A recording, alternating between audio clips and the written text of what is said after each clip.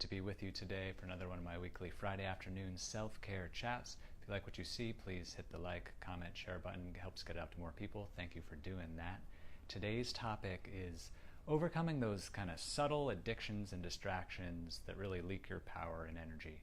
So these are things that we all have, no one's immune from them, and they're totally okay in moderation, but the fact is that they tend to be addictive, they kind of suck you in, they become kind of hypnotic. So you end up spending a lot more time on these things than you really want to. So some of these things are like checking your phone compulsively, looking for emails, texts, social media. You might be scrolling through it constantly. When you're waiting in line somewhere and you have a free second, so you just take a look at it. And the problem with doing that is that it really tires out your brain every time that you have to make a decision. You're scrolling through, should I like, should I comment?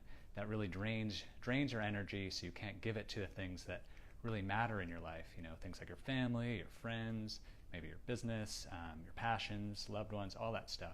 Other things that drain your energy like this tend to be craving sugar, just eating like a quick hit of sugar when you're really not actually that hungry. It's just kind of a compulsive behavior that you find yourself always doing.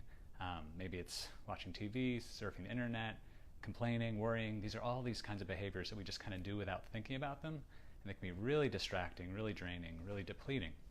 So there is some good news, even though we all struggle with this and it can be really annoying. Good news is that there's tricks, tools that can help you kind of get present when they're happening, kind of snap out of that hypnotic trance before you get sucked in too far. So a few that I want to share with you are one, taking 10 deep breaths. So this is just something that's so good for you on so many different levels, can really kind of snap you out of just doing something unconsciously because you're breathing, you're getting in your body. Another thing you can do is, this is particularly good if it's like a sweet craving thing, you're always just grabbing something sweet without thinking about it. Drinking water, drinking lots of water can sometimes fill that need that you're trying to fill up by actually adding in something that your body craves more of typically, which is water. Third thing, I covered this in a previous video, doing a sensory inventory. So this is taking a second to just realize, what do I see with all my senses? What am I seeing in front of me? What am I smelling? What am I feeling? What am I hearing? Kind of just running through them, and just kind of gets you back into your body, gets present. What do I see all around me? What do I feel? What do I smell? And one handy thing is, and when you start to get sucked into something, is to create some kind of a pattern interrupt. This helps catch yourself in the moment. So this would be, example of this would be maybe taking the Facebook app off of your phone so you can't even get to it. Or if you're not ready for that step, at least putting maybe Facebook, Instagram into a folder within your phone. So you have to take that extra step to get to it.